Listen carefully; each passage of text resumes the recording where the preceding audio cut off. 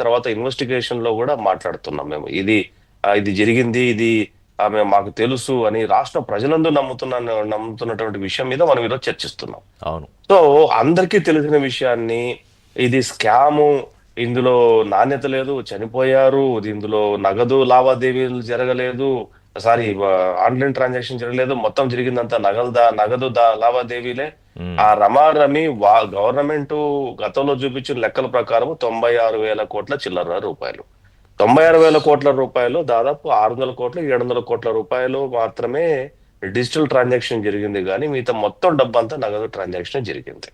ఉమ్, so దీని మీద కొంతమంది చనిపోయారు. అంటే మద్యం అవును. ధరలు కొనుక్కోలేక శానిటైజర్ దాగి నెల్లూరు జిల్లాలో కానీ ప్రకాశం జిల్లాలో కానీ ఇటువంటి చోట దాదాపు 32 మంది చనిపోయారు. ఈ చావులకు కారణం ఏంటంటే అదేని తర్వాత ఈ వాళ్ళు నాణ్యత లేని మద్యంతో కూడా కొంతమంది చనిపోయినట్టు అప్పుడు మీరు వెలుగులో తీసుకొచ్చారు. నాణ్యత లేని నాణ్యత లేని వ్యక్తులు ఆ కిడ్నీలు లివర్స్ పాడైపోయేసి క్యాన్సర్స్ రావడము, ఇమీడియట్ గా చనిపోవడము, ఓవర్ డోస్ వల్ల తాగాల్సిన తాగిన కంటే కూడా కొద్దిగా ఎక్కువ తాగినా కూడా వాళ్ళు చనిపోవటం జరిగింది. అది అంటే ఉమ్, అసలు ఈ డబ్బు పెట్టి కొనలేక ఆ ముట్టుకుంటే షాక్ కొట్టాలి అన్న వర్డ్ తోటి ఏమైందంటే శానిటైజర్ కూడా తాగేశారు ఉమ్, మత్తు కోసం. సో ఇవన్నీ కూడా మా ప్రపంచానికి తెలిసినటువంటి విషయాలే. అవును. అయితే ఈ విషయాల మీద ప్రభుత్వం ఈ రోజు ఆరాధిస్తే వీళ్ళంతా పిక్కమొహమో వేసుకున్నారంటే పెద్ద ఆశ్చర్యపోనక్కరేం లేదు. ఉమ్, ఎందుకంటే గవర్నమెంట్ ఆథరైజ్డ్ గా 96,000 నుంచి 97,000 కోట్ల రూపాయలు ట్రాన్సాక్షన్ చూపిస్తూ ఉమ్, ఆ ట్రాన్సాక్షన్ ని పంజాబ్ నేషనల్ బ్యాంక్ లో ఇది మా ట్రాన్సాక్షన్స్, ఇది మా ఇయర్ సేల్స్, ఈ సేల్స్ లో మాకు ఇంత ప్రాఫిట్ వస్తుంది, ఈ ప్రాఫిట్ మీరు మార్టిగేజ్ చేసుకొని మేము డబ్బులు కడతాము, 24 సంవత్సరాలకు గాను 25,000 కోట్ల రూపాయలు రుణం తీసుకున్నారు కాబట్టి ఉమ్, వాళ్ళు ఒక నెంబర్ ని పంజాబ్ నేషనల్ బ్యాంక్ ఇచ్చారు. ఇప్పుడు ఆ పంజాబ్ నేషనల్ బ్యాంక్ ఇచ్చిన నెంబరు వాళ్ళతో వీళ్ళు సరిచూడమా, లేకపోతే ఈ స్కామ్ ను 96,000 కోట్ల నుంచి 1,96,000 కోట్లకు వెళ్ళినట్టు ఇది ఇన్వెస్టిగేషన్ లో తేలుతోందా? కాదు ఈ 3,000 కోట్లని ఎక్కడ 2,90,000 వచ్చింది తెలుస్తుందా? అంటే కాదు ఈ కేసుల మీద 150 నుంచి 450 లెక్క కట్టేదో 3,300 కోట్లు అంటున్నారు. అసలు దానికి 96,000 కోట్లకి సంబంధం ఏముంది? పొంతన ఉందా అసలు? అదే నేను దీంట్లో నాకు ఒక కాన్ఫ్లిక్ట్ ఉంది. ఏంటంటే మా ఎంపీ కృష్ణదేవరాయలు గారు అమిత్ షా గారిని కలిసి అవును. 3,600 కోట్ల రూపాయలు 3,500 కోట్ల రూపాయలు ఫారిన్ కి మన లిక్కర్ స్కామ్ లో బయటకు తరలించుకుపోయింది అనేది ఒకటి కంప్లైంట్ చేయడం జరిగింది. అవును. కేవలం పార్లమెంట్లో కూడా మాట్లాడారు. ఫారిన్ కు తరలిపోయిన అమౌంట్ అది 3,600 కోట్ల రూపాయల, లేకపోతే ప్రాథమిక ఇన్వెస్టిగేషన్ లోనూ ఆయనకు ఆయన దగ్గర ఉన్నటువంటి సమాచారాన్ని అమిత్ షా గారికి ఇచ్చారా అనేది ఓకే. నేను కరెక్ట్ గా ఫాలో అవ్వలేదు దాన్ని.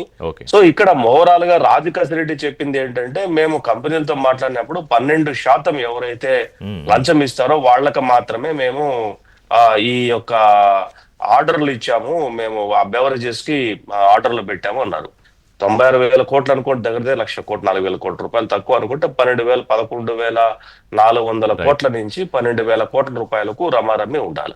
నా దృష్టిలో నేను అనుకోవటం, ఇది 96,000 కోట్ల రూపాయలు కాదు, దగ్గర దగ్గర ఒక 1,50,000 నుంచి 2,00,00,000 కోట్ల రూపాయల వ్యాపారం జరిగి ఉండాలి. బాబా. నేను ఎందుకు ఈ మాట అంటున్నానంటే, పంజాబ్ నేషనల్ బ్యాంక్ ఇచ్చిన దాని ప్రకారం వాళ్ళు ఆదాయాన్ని చూపించింది 25 ఏళ్ల గాను 24,000 కోట్ల రుణాన్ని పొందడానికి. అప్పు ఆ తెచ్చుకోవడం. స్టాటిస్టిక్స్ కనుక తీసుకుంటే ఉమ్, ఖచ్చితంగా ఇది చాలా తక్కువ. ఒక అంచనా. నా ఓకే. దృష్టిలో మేము ఒక అంచనా, పురంధేశ్వరి గారు 32,000 కోట్ల రూపాయల స్కామ్ జరిగింది అనేది ఇంకొక రకమైనటువంటి చెప్పారు. వర్షన్ ఉంది. ఇన్వెస్టిగేషన్ లో అసలు ఏం తేలుతుంది, ఇది 32,000 కోట్ల, 3,500 కోట్ల, 15,000 కోట్ల, 20,000 కోట్ల, అది ఎంతైనా కానివ్వండి.